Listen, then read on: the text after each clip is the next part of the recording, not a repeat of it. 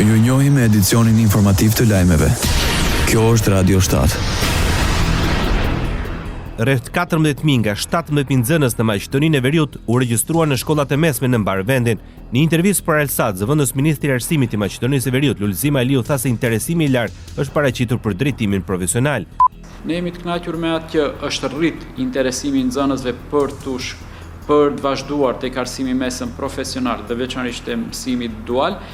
Tek rritja e kompanive, janë dikun tani 555 kompani që janë të gatshme, kanë hap dyert për t'i pranuar këto nxënës që ta realizojnë atë pjesën të arsimit praktik që duhet ta realizojnë tek kompanitë. Kryesisht për drejtimet profesionale të mjekësisë, tha zëvendës ministri i Arsimit i Maqedonisë së Veriut.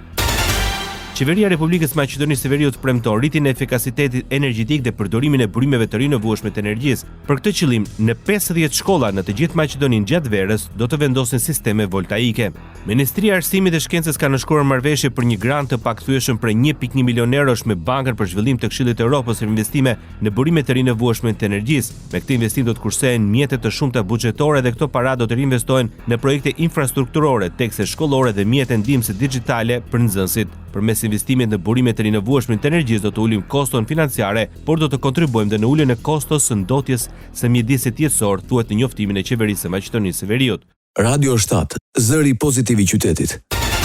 Rreth 28.000 mini maturant ju nështruan këtë të enjtë e provimit të parë të detyrueshëm, atij të lëndës së gjuhës shqipe. Provimet kombëtare të arsimit bazë në Shqipëri fillojnë me provimin e gjuhës shqipe dhe më pas me matematikën dhe në gjuhën e huaj. Provimet kryhen në 340 qendra që administrohen dhe monitorohen nga stafet e institucioneve arsimore. Provimet shënojnë një fazë të rëndësishme në formimin e nxënësve ndërsa ata përgatiten të nisin studimet e nivelit të dytë.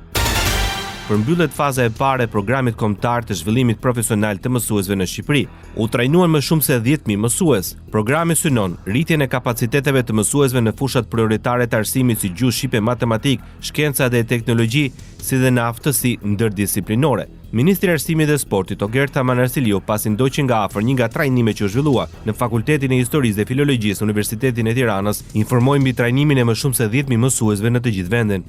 Për Ministrinë e Arsimit dhe Sportit është një prioritet rritja e kapaciteteve të mësuesve tanë dhe edukimi në vazhdim të tyre. Mbetet një rëndësi parsorë sa i përket cilësisë së arsimit, pikërisht mbështetja afatgjatë e mësuesve tanë.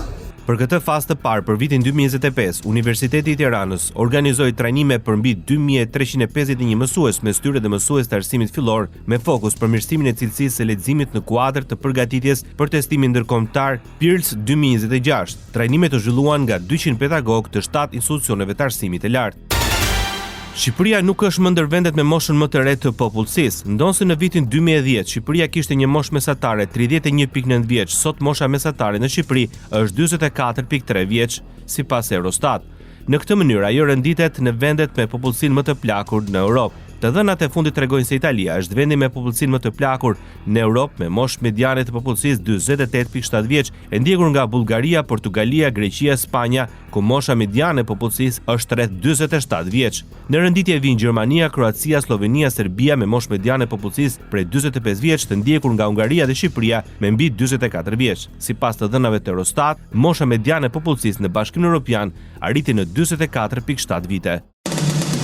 Ndoqët lajmet shkurt në Radio 7, zëri pozitiv i qytetit.